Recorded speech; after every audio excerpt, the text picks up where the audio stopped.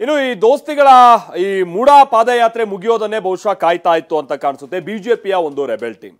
ಹೌದು, ಈಗ ಮೂಡಾ ಪಾದಯಾತ್ರೆ ನಿನ್ನೆಗೆ ಅದು ಸಮಾರಂಭ ಕಾಣ್ತಾ ಇದ್ದ ಹಾಗೆ ಈಗ ಮತ್ತೊಂದು ಹೊಸ ಪಾದಯಾತ್ರೆ ಮುಖೇನವಾಗಿ ಕಾಂಗ್ರೆಸ್ಗೆ ಕೌಂಟರ್ ಕೊಡೋದ್ರ ಜೊತೆಗೇನೆ ಬಿಜೆಪಿಯ ವಿಜಯೇಂದ್ರ ಬಣಕ್ಕೆ ಟಕ್ಕರ್ ಕೊಡುವಂತ ನಿಟ್ಟಿನಲ್ಲಿ ಬಿಜೆಪಿಯಲ್ಲೇ ಒಂದು ಪ್ಲಾನ್ ಅನ್ನ ರೂಪಿಸಲಾಗ್ತಾ ಇದೆ. ಹೌದು, ಈಗ ಬಿಜೆಪಿಯ ರೆಬೆಲ್ ಟೀಮ್ ಕಂಪ್ಲೀಟ್ ಆಗಿ ಆಕ್ಟಿವ್ ಆಗಿದ್ದು ಇವತ್ತೊಂದು ಗೌಪ್ಯ ಸಭೆಯನ್ನ ಕೂಡ ನಡೆಸಿ ಮುಂದಿನ ಹೋರಾಟದ ಹೆಜ್ಜೆ ಏನು ಎತ್ತ ಅನ್ನುವಂಥದ್ದು, ಅದು ಸರ್ಕಾರದ ವಿರುದ್ಧದ ಜೊತೆಗೇನೆ ವಿಜೇಂದ್ರ ನಾಯಕತ್ವದ ವಿರುದ್ಧವಾದಿನ ಹೋರಾಟ ಏನು ಎತ್ತ ಅನ್ನುವಂಥ ನಿಟ್ಟಿನಲ್ಲಿ ಇವತ್ತು ಬಹಳ ಗಹನವಾದಂತಹ ಚರ್ಚೆ ಆಗಿದೆ.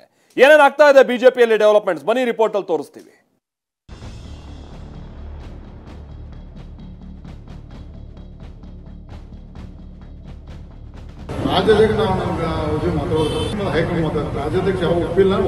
ಈ ಪಾದಯಾತ್ರೆ ಒಂದು ಹೊಂದಾಣಿಕೆ ರಾಜಕಾರಣ ಇದೆ. ಅವರು ರಮೇಶ್ ಅಣ್ಣವ್ರು ನಾವು ಕೇಂದ್ರ ನಮ್ಮ ಪಕ್ಷದಿಂದ ಅನುಮತಿ ತಗೊಂಡು ಎಲ್ಲಿಂದ ಮಾಡ್ಬೇಕು ಅನ್ನೋ ನಿರ್ಣಯ ಮಾಡ್ತೀವಿ. ಪಾರ್ಟಿ ಎಲ್ಲ ಕೂಡಿ ಮಾಡಿ ಬಹಳ ಸಂತೋಷ. ಕೂಡಲ ಸಂಗಮದಿಂದ ಬಳ್ಳಾರಿಗೆ ನಾನು 14 ಕೂಡಿ ಮತ್ತೆ ಇನ್ನೂ ಕೆಲವೊಂದು ಶಾಸಕರು ಕೆಲವೊಂದು ಮುಖಂಡರು ಪಾದಯಾತ್ರೆ ಮಾಡಬೇಕಂತ ಒಂದು ಯೋಚನೆ ಮಾಡಿದ್ರೆ ಒಂದು ವ್ಯಕ್ತಿ ಆಧಾರಿತ ಹೋರಾಟ, ದಲಿತ ವಿರೋಧಿ ಸರ್ಕಾರ ಮನದಟ್ಟು ಮಾಡ್ಲಿಕ್ಕೆ ಬಹಳ ಒಳ್ಳೆಯ ಒಂದು ಹೋರಾಟ.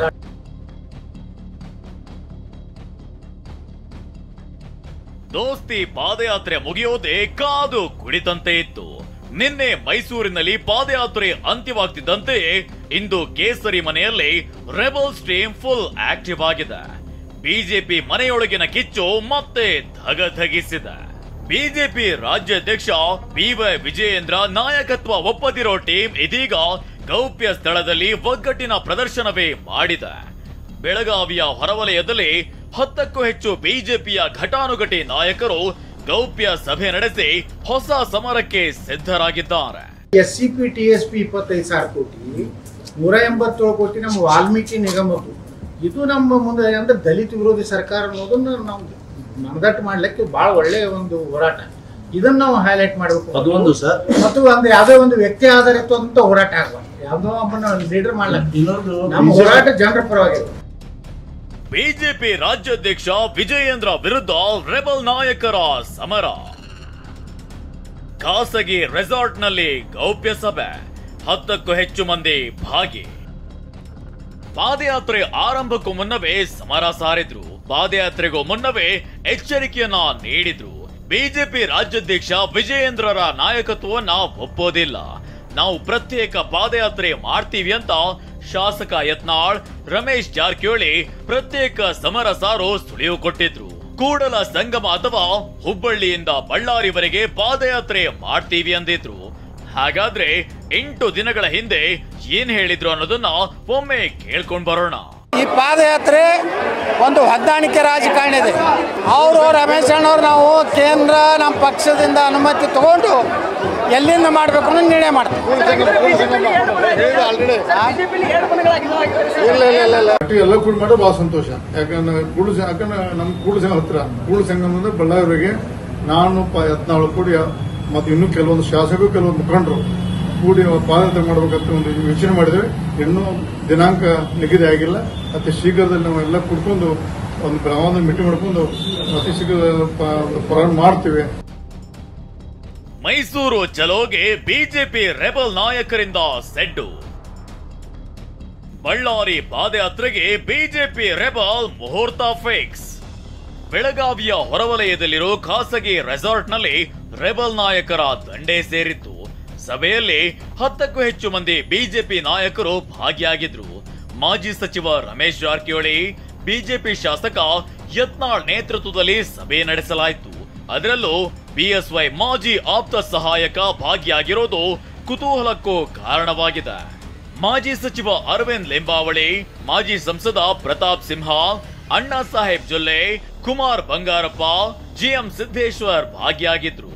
ಹಾಗಾದ್ರೆ ಸಭೆಯಲ್ಲಿ ತೆಗೆದುಕೊಂಡ ನಿರ್ಧಾರ ಏನು ಅನ್ನೋದು ನೋಡೋದಾದ್ರೆ, ಇದೀಗ ಮೈಸೂರು ಪಾದಯಾತ್ರೆಗೆ ಟಕ್ಕರ್ ಕೊಡೋಕೆ ಬಿಜೆಪಿ ರೆಬೆಲ್ ಟೀಮ್ ಮುಂದಾಗಿದೆ.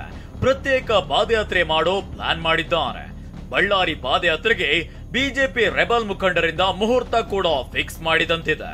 ಸೆಪ್ಟೆಂಬರ್ 17ರಿಂದಲೇ ಬಳ್ಳಾರಿಗೆ ಪಾದಯಾತ್ರೆ ಮಾಡೋ ಸಾಧ್ಯತೆಯೂ ದಟ್ಟವಾಗಿದೆ. ಸರ್ಕಾರದಿಂದ ವಾಲ್ಮೀಕಿ ನಿಗಮ ಹಗರಣ, SC/ST ಅನುದಾನ ದುರ್ಬಳಕೆಯನ್ನ ವಿರೋಧಿಸಿ ಹೋರಾಟಕ್ಕೆ ಚಿಂತನೆ ನಡೆಸಲಾಗಿದೆ. ಕೂಡಲ ಸಂಗಮದಿಂದ ಬಳ್ಳಾರಿವರೆಗೆ ಪಾದಯಾತ್ರೆಗೆ ಮುಖಂಡರು ಪ್ಲಾನ್ ಮಾಡಿಕೊಂಡಿದ್ದಾರೆ. ಹೈಕಮಾಂಡ್ ಜೊತೆ ಒಂದು ಸುತ್ತಿನ ಮಾತುಕತೆ ನಡೆಸಿ ತೀರ್ಮಾನ ಮಾಡಲಿದ್ದಾರೆ. ಮುಡಾ ಪಾದಯಾತ್ರೆ ಕೇವಲ ಮೈಸೂರಿಗೆ ಮಾತ್ರ ಸೀಮಿತ ಹೋರಾಟವಾಗಿತ್ತು. ಆದ್ರೆ ವಾಲ್ಮೀಕಿ ನಿಗಮದ ಹಗರಣ, SC/ST ಹಣ ದುರ್ಬಳಕೆ ಇದೆಲ್ಲವೂ ರಾಜ್ಯಕ್ಕೆ ಸಂಬಂಧಿಸಿದ್ದು ಆಗಿದೆ. ಇದರ ವಿರುದ್ಧ ನಾವು ಹೋರಾಟ ಮಾಡಬೇಕಿದೆ. ಪ್ರತ್ಯೇಕ ಪಾದಯಾತ್ರೆಯ ಬಗ್ಗೆ ಕೇಂದ್ರ ನಾಯಕರ ಜೊತೆ ಒಂದು ಸುತ್ತಿನ ಮಾತುಕತೆ ನಡೆಸೋಕೆ ತೀರ್ಮಾನಿಸಲಾಗಿದೆ. ಶೀಘ್ರದಲ್ಲೇ ಮತ್ತೊಮ್ಮೆ ಸಭೆ ನಡೆಸೋಕೆ ರೆಬಲ್ ಟೀಮ್ ಸಿದ್ಧತೆ. ಇದಿಷ್ಟೇ ಅಲ್ಲ, ಶೀಘ್ರದಲ್ಲೇ ಮತ್ತೊಮ್ಮೆ ಸಭೆ ಸೇರೋಕೆ ಬಿಜೆಪಿಯ ರೆಬಲ್ ನಾಯಕರು ಪ್ಲಾನ್ ಮಾಡಿಕೊಂಡಿದ್ದಾರೆ. ಇನ್ನೊಂದು ವಾರದಲ್ಲಿ ಮತ್ತೊಮ್ಮೆ ಸಭೆ ಸೇರೋಕೆ ನಿರ್ಧಾರ ಮಾಡಿದ್ದಾರಂತೆ. ಹೈಕಮಾಂಡ್ ನಾಯಕರ ಜೊತೆ ಚರ್ಚೆ ನಡೆಸಿ ಅಂತಿಮ ತೀರ್ಮಾನಕ್ಕೆ ಬರಲಿದ್ದಾರೆ. ಇದು ಅತೃಪ್ತರ ಸಭೆಯಲ್ಲ, ಬಿಜೆಪಿಯ ಬಲವರ್ಧನೆಯ ಸಭೆಯಾಗಿದೆ. ಕೆಲ ದೋಷಗಳನ್ನ ಸರಿ ಮಾಡೋ ಉದ್ದೇಶದಿಂದ ಈ ಸಭೆ ಅಂತ ಮಾಜಿ ಸಚಿವ ಅರವಿಂದ್ ಲಿಂಬಾವಳಿ ಹೇಳಿದ್ರು. ಭಾರತೀಯ ಜನತಾ ಪಕ್ಷವನ್ನು ಇನ್ನೂ ಹೆಚ್ಚು ಗಟ್ಟಿಗೊಳಿಸುವ ದೃಷ್ಟಿಯಿಂದ ಸದೃಢ ಮಾಡಬೇಕಾಗಿರುವಂಥ ಹಿನ್ನೆಲೆಯಲ್ಲಿ ಪಕ್ಷದಲ್ಲಿರ್ತಕ್ಕಂಥ ದೋಷಗಳನ್ನು ಸರಿಪಡಿಸಿಕೊಂಡು ಪಕ್ಷವನ್ನು ಬಲಪಡಿಸುವ ಸಲುವಾಗಿ ಈ ಸಭೆಯಲ್ಲಿ ಚರ್ಚೆ ನಡೀತಾ ಇದೆ. ಇತ್ತ ಬಿಜೆಪಿಯಲ್ಲಿ ಆಗ್ತಿರೋ ಬೆಳವಣಿಗೆ ಬಗ್ಗೆ ಪ್ರತಿಕ್ರಿಯಿಸಿರುವ ಸಚಿವ MB ಪಾಟೀಲ್, ಬಿಜೆಪಿಯಲ್ಲೇ ಬರೋಬ್ಬರಿ 20 ಬಣಗಳಿವೆ ಅಂತ ಬಾಂಬ್ ಹಾಕಿದ್ರು. ಬಿಜೆಪಿಯಲ್ಲಿ 20 ಬಣಗಳಿದಾವೆ. ಆರ್ ಅಶೋಕದ ಒಂದು ಬಣ, ವಿಜೇಂದ್ರ ಮತ್ತು ಅವ್ರ ತಂದೆಯವ್ರದ್ದು ಒಂದು ಬಣ, ಪ್ರಹ್ಲಾದ್ ಜೋಶಿ ಅವ್ರದ್ದು ಒಂದು ಬಣ, ಸಂತೋಷ್ ಅವ್ರದ್ದು ಒಂದು ಬಣ, ಅಶ್ವಥ್ ನಾರಾಯಣದ ಒಂದು ಬಣ, ಯತ್ನಾಳು ಮತ್ತು ಜಾರಕಿಹೊಳಿ ಒಂದು ಬಣ, GT ರವಿ ಅವ್ರದ್ದು ಒಂದು ಬಣ, ಇದು ಬಹಳಷ್ಟು ಬಣಗಳಿದಾವೆ.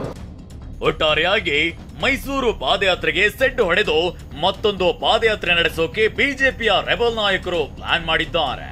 ಬೆಳಗಾವಿಯಲ್ಲಿ ಸಭೆ ಮಾಡೋ ಮೂಲಕ ಘಟಾನುಘಟಿ ನಾಯಕರೇ ಶಕ್ತಿ ಪ್ರದರ್ಶಿಸಿದ್ದಾರೆ. ಬಿಜೆಪಿಗೆ ಸೆಡ್ ಹೊಡೆದು ಮತ್ತೊಂದು ಪಾದಯಾತ್ರೆ ಮಾಡ್ತಾರ ಅನ್ನೋದೇ ಇದೀಗ ಕುತೂಹಲಕ್ಕೆ ಕಾರಣವಾಗಿದೆ.